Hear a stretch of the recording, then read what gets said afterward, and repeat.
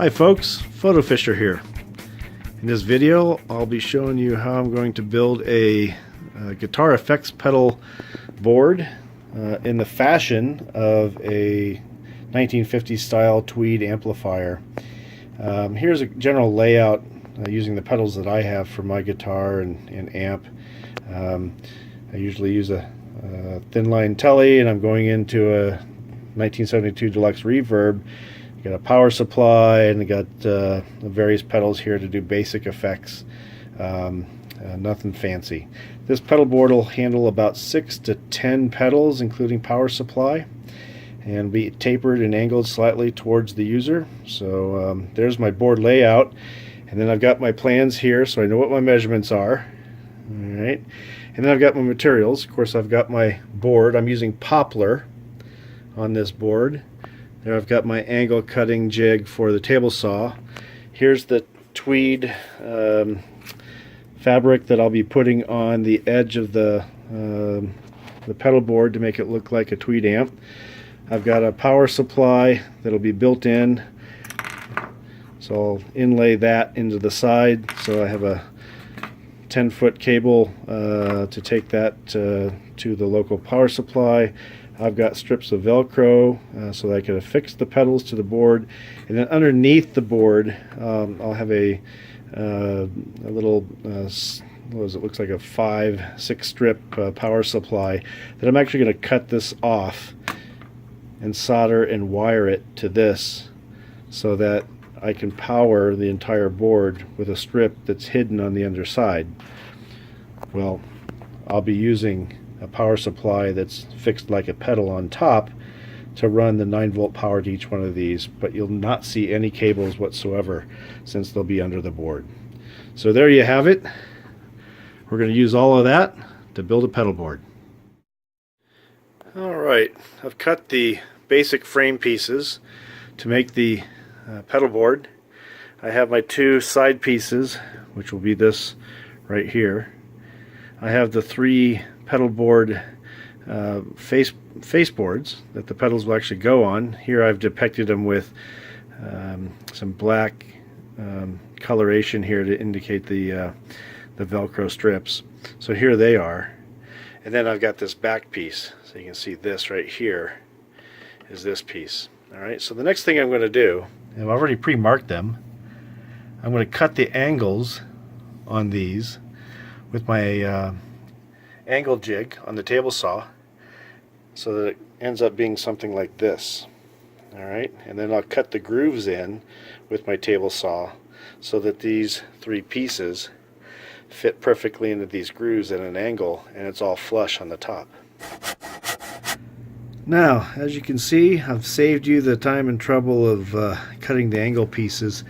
If you want to learn how to do that, I'm sure there are other YouTube videos on how to cut an angled piece on a table saw with an angled jig, but here you can see I've cut it. I've just loosely laid them on the table. They're not glued together or screwed together yet. But the next piece I'm going to do is I'm going to cut rabbit grooves in here so that these boards lay down on the side of this nice and flush. Alright, so I'll cut those next, and then we'll start assembling.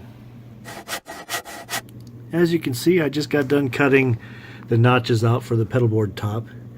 Just used a table saw, set the height of the blade exactly the width of the pedal board top boards, which is a 1/2 inch, and just went back and forth several times to cut those notches out. It's pretty simple. As you can see, I've done a rough fit of all the parts. Everything is loosely put together. Nothing is attached or glued yet. You can see I've got a pretty good fit. A little bit of glue, some screws, and some sanding, and that will just finish up nicely. Remember, we're going to cover the sides and the back with the Tolex to make this look like a 1957 Tweed. Alright, now on the back side, I also cut a hole. I drilled a pilot hole and then used a jigsaw and then filed it smooth so that we can put in the universal power plug and you can see that it just fits in there just nice like that. Now, if you want to get fancy, you can countersink the shape of this power plug, but I don't have a router, so I'm doing with what I have. I'll just screw that in, and on the other side I'll solder the power strip that I'm going to mount on the back side of this board on the inside, so that the power strip and this plug is all hidden. Now what I've done is I've decided to pre-install the power strip before I assemble, just to make sure everything fit properly. And you can see that I have this power strip. I've taken off the plug end, exposed enough wire so I can affix it to the universal power plug. And you can see that I've installed the screws even so that this can fit on here. See if I can do it holding the camera and doing this with my hand. There we go. Slide it on, and that way it's pre-fit so that when I'm ready to install and glue everything together, that I know where that sits. Now, I use an MXR DC brick as my power supply. So that's what that power supply looks like to the MXR DC brick. And what's going to happen is that's going to sit and hit the carpet or hit the floor because I have the power strip aligned to the bottom of the board. That's okay, because I'm going to put feet on the bottom of each one of these corners when I'm all said and done, so that in case I'm on a hardwood floor with this board, the board won't slide around, the pedal board that is. So that's okay. I'm going to be raising that up off the ground anyhow, about like that, and I'll give plenty of clearance for a power supply that's that big. Alright, so I've gone ahead and I've soldered the power supply wires to the universal female, actually it's a male on this side, it's a male, to that receptacle. And on the back of this receptacle, it's difficult to see on the black part of the plastic, but it had an N, an E, and an L. N is for neutral, which is the white line coming out of a power supply. E is for ground, and that's the green. And L is for line, which is black. And so that's how I've soldered that together.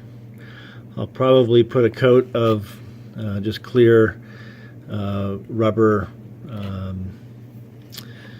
protectant on here, electrical protectant, just to keep everything insulated from each other. Notice on the back side I have not affixed this to the board yet. Reason being is once we put that tweed covering on the board, I want to be able to get it underneath of that, and then I'll push it down over the top of the tweed covering and affix it with some screws. Now let's start assembling everything. First thing I'm going to do is assemble the sides to the back. I've done that by countersinking and drilling some holes. This one's already done. Put some screws in there. You can see a little bit of glue squirted out. I put some glue in there. I'll clean that off in a little bit. Next assembly step is to put on the boards themselves that the stomp boxes will sit on.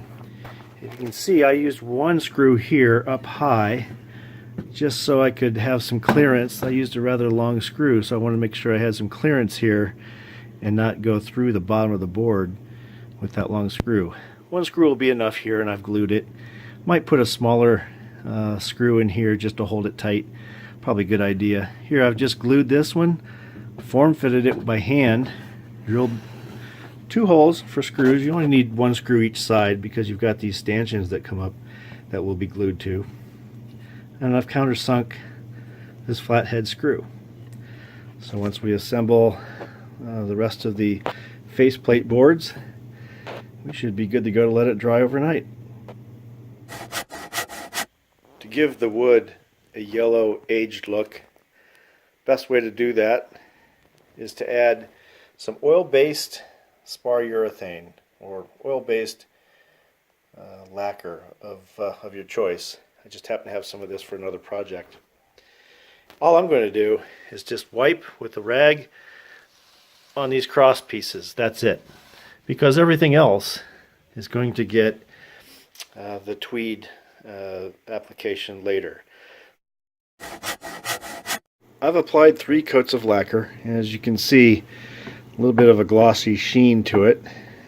And you can see that it's yellowed a little bit. Here's some of the original wood. It's yellowed just perfectly to give that aged look, and it will complement nicely with the Tweed Tolex that we'll put on next. To get the sheen off, I use triple-aught steel wool. As you can see, I've done it to this board just by hand, just lightly took off the sheen. I don't know if you can see the other 2 boards still have a bit of a sheen to it, so we'll take that off, and it still retains that golden patina that I'm looking for to kind of age the wood. I'm ready to apply the Tolex to the sides and to the back, and here you see that I've cut this stuff pretty much to size so that I can glue it on and wrap it around, and then cut off and trim the excess that I don't need. Just a word on what this is. This is actually Tolex, and it's not true tweed fabric.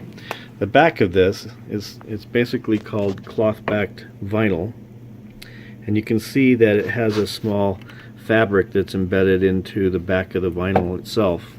And the front is just like Tolex, black Tolex, but it's imprinted to look like tweed.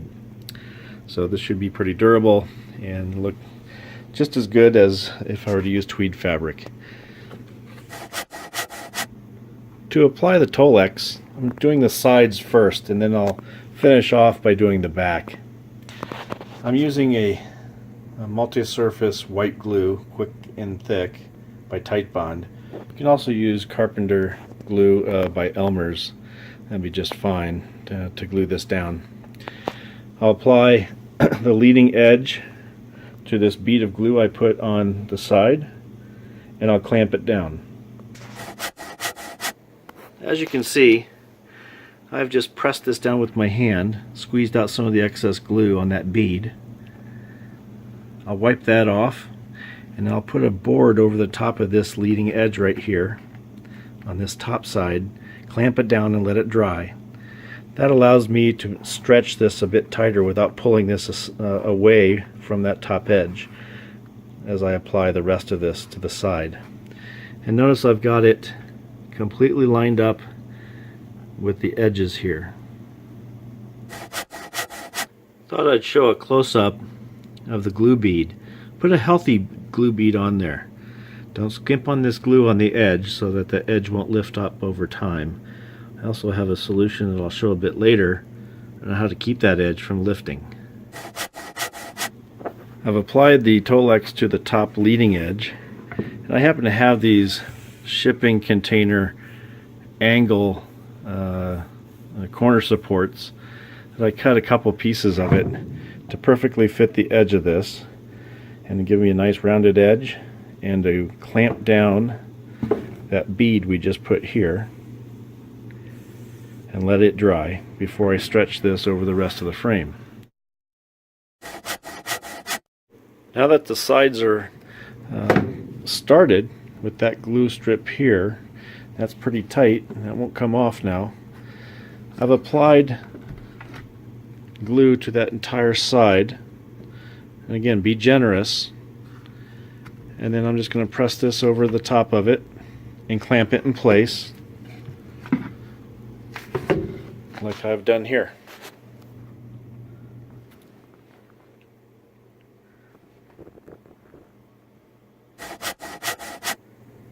Now we have the sides glued. Came out pretty nice. We need to continue gluing these flaps over and down. Alright, so as you can see, if I stretch this and push it down, I have a little extra here, so I'm going to take a knife and just slice that along there until I don't need to cut anymore. And at the same time, you can see that I'm going to have to cut right here so this flap folds down without this crease right here. Now, as you can see here, I've trimmed off the piece, the angles to fit this edge along here. I used a small X-Acto knife, and I also trimmed so that it would fit down just like this. Alright, so we'll apply the glue. I've already applied it rather liberally, so I'll go ahead and press this in place and put a clamp on it, hold it in place until it dries, and we'll do that same thing to this side. Now that I have the sides nearly complete, I'll show you how they look. That's what the inside looks like. That's the underside of the pedal board, and really no one's going to see that, so it's just a wraparound job. Doesn't have to cover all the wood. And I finished the ends with a little furniture fold over and a small brad to kind of tack it in place.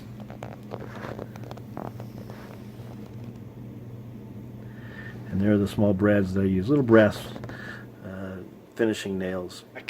And the only tricky part is, because I assembled the plug and soldered everything together beforehand, I'm going to have to cut a little hole so that I can fit this plug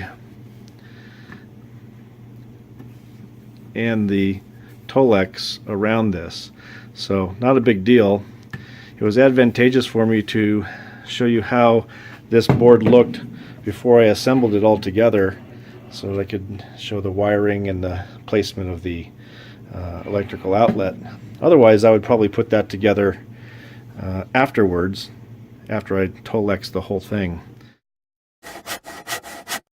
I've finished applying the Tolex. I wanted to show you a few things, a few tricks that I did to keep this all in place. First of all, you'll be able to see right here the small fine edge where I've wrapped this completely around this back board, back around, and now I have an overlap on top of this edge of Tolex. Well, common carpenter's glue doesn't work well on the backing of that Tolex to the front vinyl facing of the Tolex. It holds it enough, but it will peel away over time. So what I did is I used carpenter's glue to glue it together, let it dry, and then I put some super glue along this bead just to hold that edge in place. And that will hold it so it won't peel away. Then what I did is I wrapped the corners around and put 3 brass brads in there, just like I did in the front, to kind of hold it in place. Finally, I screwed in the power receptacle with some brass flathead screws. So keeping brass as your hardware, a little more authentic looking towards a 1950s style Tweed amp. The next thing we'll add is a bottom board. I have some extra 1/4 inch plywood here that I'll use to put a bottom board underneath this whole thing to keep the wires and power supply feeds all contained inside, and they won't be dragging on the carpet or causing any static for that matter, which could get through on your guitar line. Here I've lined it up on this edge, I've lined it up on the back edge. I'll take a pencil and draw here and here, and I'll cut that on a table saw. This is pretty much square, but in the event that yours isn't square, if you do it this way, you'll have a piece that perfectly fits the shape of your overall pedal board. Now that we have the bottom board cut to shape, we still have some trimming to do. If you recall, we have a power strip in here that's flush with the bottom of the pedal board. If you have a power transformer that supplies a power brick or one of your pedals, those are often wider than this power strip, which means it will sit lower than the flush side of the bottom of the pedal board. So to accommodate this and give it room, we need to cut out a section here to allow that to stick through. So what I've done is I've marked an area where I'm going to cut this out. It should give us ample access to the power supply, the power strip, any wiring that I might need to attend to, and then put that back on. Remember, we're going to have rubber feet here as well, so that'll give us even extra clearance between the power strip and the floor. I've done a few things in this next step. One is that I've put a little bit of walnut stain. You can see that I have saw marks here when I used my table saw to cut this. I didn't really care. If I was really paying attention, I'd probably put those cuts on the other side so you couldn't see them, but not a big deal. I just applied some stain. I put stain along the edge of the board so it all looks nice and clean. And I drilled and countersunk these brass screws to affix it in several spots to the bottom of the board. Now, I have 3 rubber feet here. I've installed one already. There's actually another screw underneath here, just like this one, that affixes this corner, and then I put the rubber feet or foot on top of it. So I'll do this for each of these other corners. I've already pre-drilled the holes, and we'll install the rubber feet. Pretty easy job. Now we are close to being complete. All we have to do now is put the hook and loop fastener strips on the board top, commonly called Velcro by a trade name. I've got the loop side here. It's the soft side. The hook side is a little more rough. So I want the soft side down and put the hook side on the pedal itself. I'll put 2 strips across each of these boards, like so.